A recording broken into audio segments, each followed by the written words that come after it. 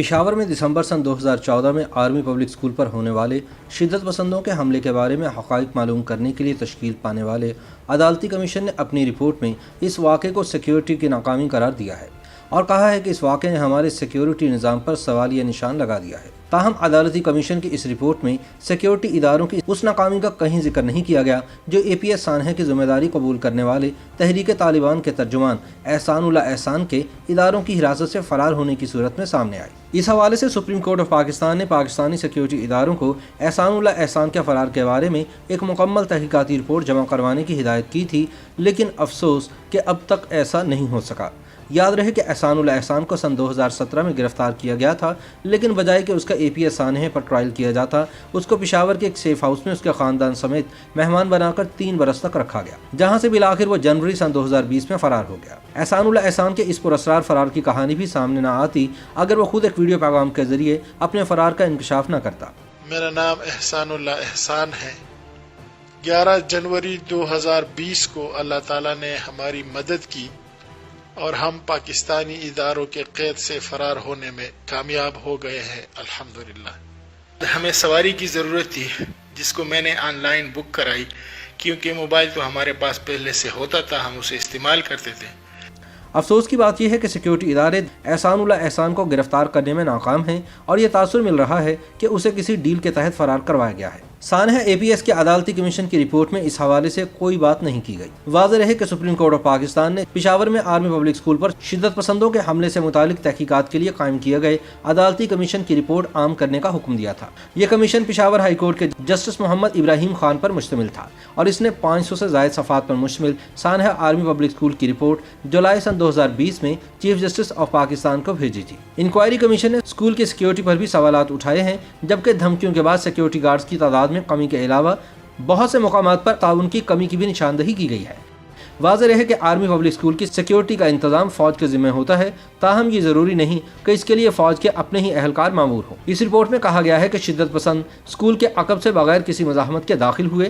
Report میں کہا گیا ہے کہ اگر سیکیورٹی گارڈز نے مزاحمت کی ہوتی تو شاید اتنا جانی نقصان نہ ہوتا۔ اس رپورٹ میں اس بات کا بھی ذکر کیا گیا ہے کہ افغانستان سے شدت پسند مہاجرین کے روپ میں پاکستان میں داخل ہوئے اور ان شدت پسندوں کو مقامی افراد کی طرف سے ملنے والی سہولت کاری کو کسی طور پر بھی نظر انداز نہیں کیا جا سکتا۔ عدالتی کمیشن کی رپورٹ میں کہا گیا ہے کہ اگر اپنا ہی خون غداری کر جائے تو اس کے نتائج بڑے خطرناک ہوتے ہیں اور کوئی ایجنسی ایسے حملوں کا تدارک نہیں کر سکتی جب دشمن اندر سے ہی ہو۔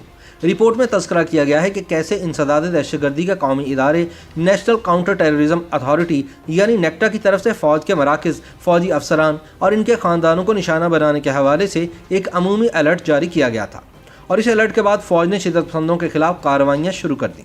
اس رپورٹ میں اس بات کا بھی ذکر ہے کہ اے پی ایس کے واقعے نے فوج کی شدت پسندوں کے خلاف کی جانے والی کارروائیوں کو پس پش ڈال دیا تھا۔ اس سے قبل چیف جسٹس گلزار احمد کی سربراہی میں سپریم کورٹ کے 3 رکنی بینچ نے سانحہ آرمی پبلک اسکول سے متعلق از خود نوٹس کی سماعت کی، جس کے دوران عدالت نے اس کمیشن کی رپورٹ سے متعلق اٹارنی جنرل کے کامنٹس بھی پبلک کرنے کا حکم دیا تھا۔ عدالت نے کہا کہ اس بات کا تعین اوپر سے ہونا چاہیے کہ کس کی غفلت کی وجہ سے یہ واقعہ رونما ہوا۔ چیف جسٹس گلزار احمد نے ریمارکس دیے کہ سیکیورٹی اداروں کو اس حملے کی منصوبہ بندی اور سازش کے بارے میں اطلاع ہونی چاہیے تھی۔ عدالت کا کہنا تھا کہ اتنی سیکیورٹی میں بھی عوام محفوظ نہیں تو یہ لمحہ فکریہ ہے۔ عدالت کا کہنا تھا کہ یہ واقعہ کس کی غفلت سے ہوا اس بارے میں کسی نے کوئی معلومات فراہم نہیں کی، جو کہ قابل افسوس امر ہے۔ سماعت کے دوران واقعے میں شہید ہونے والے طالب علموں کے والدین نے عدالت کو بتایا کہ یہ واقعہ دہشت گردی نہیں بلکہ ٹارگٹ کلنگ کا ہے۔ چیف جسٹس نے ریمارکس دیتے ہوئے کہا کہ پاکستان میں یہ المیہ رہا ہے کہ کسی بھی واقعے میں نیچے والوں کو پکڑا جاتا ہے جبکہ بڑے لوگوں کو پوچھا بھی نہیں جاتا۔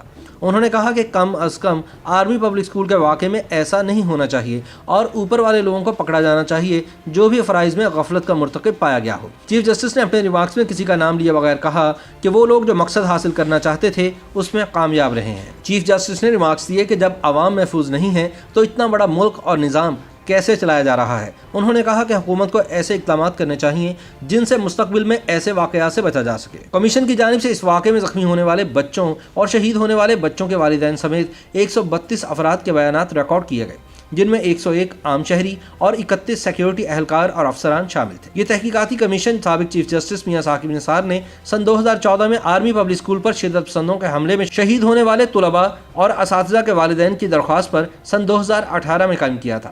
पिशावर के वासिक रोड पर कायम आर्मी पब्लिक स्कूल पर मुसल्लह शिदत पसंदों ने 16 दिसंबर सन 2014 को हमला करके तुलबा, असातिज़ा और अमले के अरकान को निशाना बनाया था। इस हमले में 147 अफराद शहीद और मुतादिद जख्मी हुए थे। इस हमले की जिम्मेदारी तहरीक तालिबान पाकिस्तान ने कबूल की थी। पाक फौज के शोबा ताल्लुकात आमा यानी ISPR के मुताबिक आर्मी पब्लिक स्कूल पर हमला करने वाला ग्रुप 27 अफराद पर मुश्तमिल था, जिसके 9 अरकान जहन्नुम वासिल हो गए जबकि 12 को गिरफ्तार किया गया था।